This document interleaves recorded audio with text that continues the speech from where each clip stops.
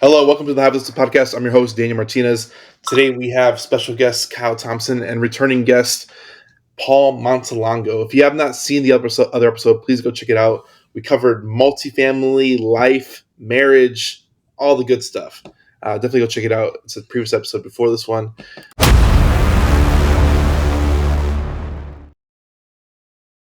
We're back with Deal Breakdown. We cover cool, interesting business stories. Paul says he has two for us today.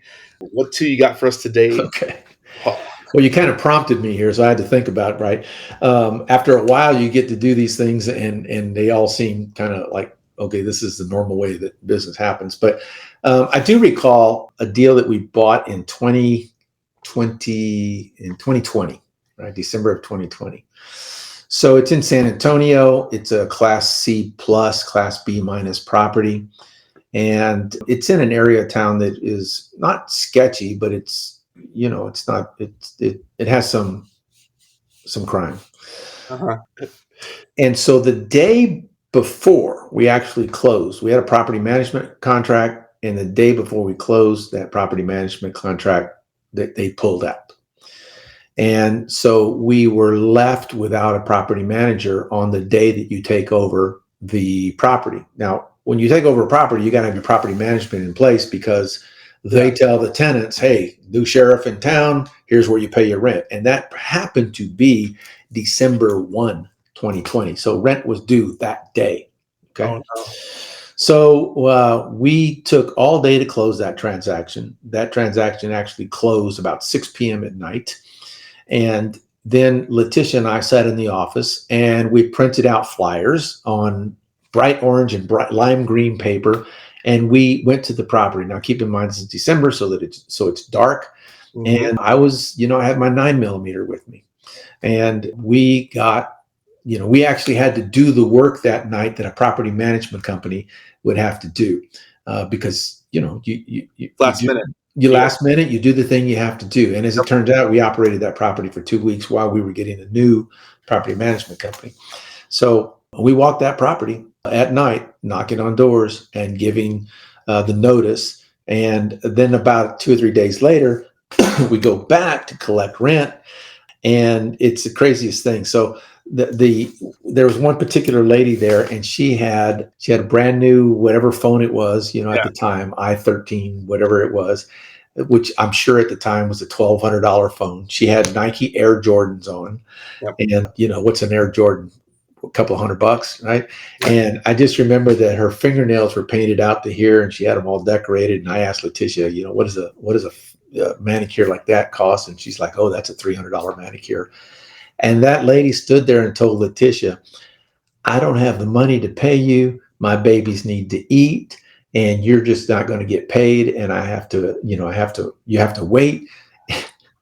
And Letitia came unglued, right? She came unglued on this lady.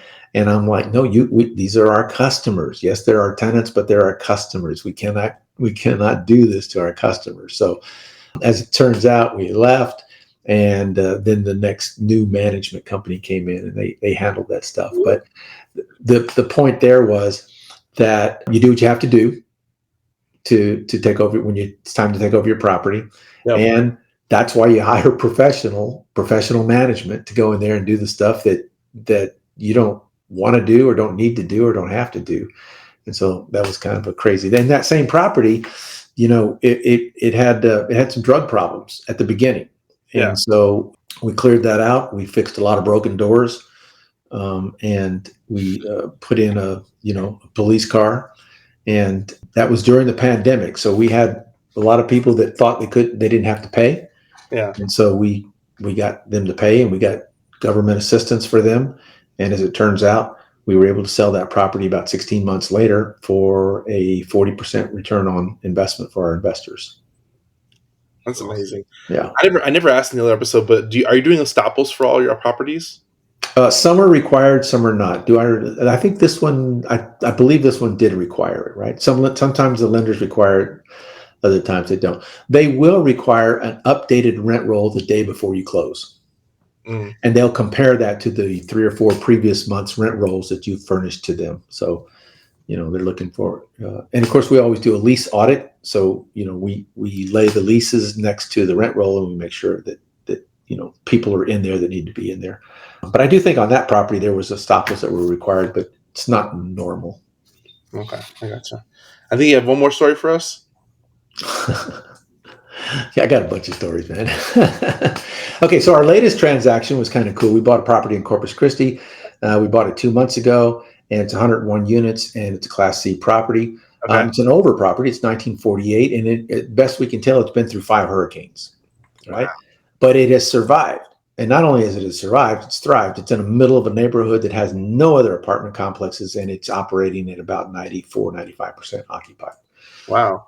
Okay. But the story here is the way that we got the transaction, because we're in a little bit different time right now about how buyers and sellers interact with each other. 3 years ago, a broker would call and say, hey, there's this property for sale. It's $10 million.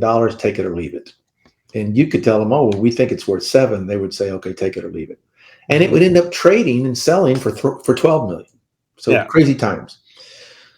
Fast forward to 2023, late 2023 is when we actually got this under contract, and we discovered that this guy wants to sell it for $7.4 million. We don't think it's worth 7.4. In fact, we think it's worth a little over 6. We value it at 6. We put in an offer at 6, and he's, then we began negotiations, and we negotiated with him for the better part of 2 months, maybe even closer to 3 months, to the point where we sat down with him and the broker and opened up our laptops side by side and said, this is the way that we value the property. These are the line items that we see need to happen. This is the way you think you value the property. They're not matching. So this is what we're buying it on. And this is how we value it. So let us explain to you. So now you don't always get a chance. In fact, you rarely get a chance to sit down with a seller and show them your business plan. And we were able to show them our business plan. I went to dinner with this guy. I went to lunch with this guy several times. Our partners, they went to lunch and dinner with him several times. And we just built a relationship with him. Now, the story is that he had investors that had cycled through. He was cycling through his 5-year business plan on this property, and he had investors that he had promised returns to. So it was time for him to sell the property. And he had done $2.2 million worth of rehab on this particular property. So we were taking over a property that was pretty much rehabbed. Yeah. Okay? So we were able to sit down and we were able to show him line by line on our business plan how we arrived at the $6 million purchase price. And he agreed. It made logic to him, to the point where he then turned around after we closed and he invested some of his own money back into our syndication, which was the second time that's happened from a seller putting their money back into our syndication. So he's going to make money one time, he's going to make money twice on that property, right? And so I think it shows to your thoroughness for them to reinvest. That's all it is. We've had some of our sellers do that sometimes too, and it really is showing to how much of a service we're providing to the sellers if they're willing to reinvest as a lender. So it's really cool. It's really and then this property, along with others, you have an expectation of what the property is going to be like and how it's going to perform when you take over the keys. Yep. And that expectation is usually different from the reality when you take over the keys. So every property, even though we have a pretty good idea of what it's going to be like, the experience is going to be like, there's always some nuances there. So this particular property, we had some delinquencies we had to deal with right off the bat. We had some evictions we had to deal with, more than we anticipated. And so the first couple of months of business, it's gone through a real cleansing.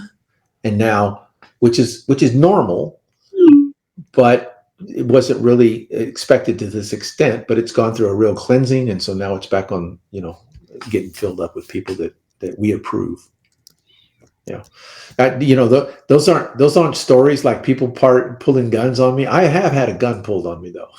So yeah, back at the marina. Yeah.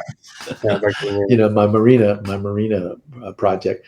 But every deal presents challenges that you just have to buckle down and get with it and work through those challenges. Absolutely. Where can people find you online? I think it's been another great episode of Deal Breakdown. I hope you all enjoyed it. But we have MontelongoCapital.com. And please, if you haven't heard the episode, please go check it out. We cover a lot of cool stuff. That was a good episode. MontelongoCapital.com and anything social media at Paul Montelongo. There you go. For everybody here, you know what to do. Thanks for coming to the show. Thanks for listening. Go share with a friend. Like, subscribe. Leave us a review. We'll see you on the next episode, guys. Thanks. Hey, if you'd like to meet us in person, we do an annual event every year. Thehiveislive.com/summit. We'll see you there. Have a good day.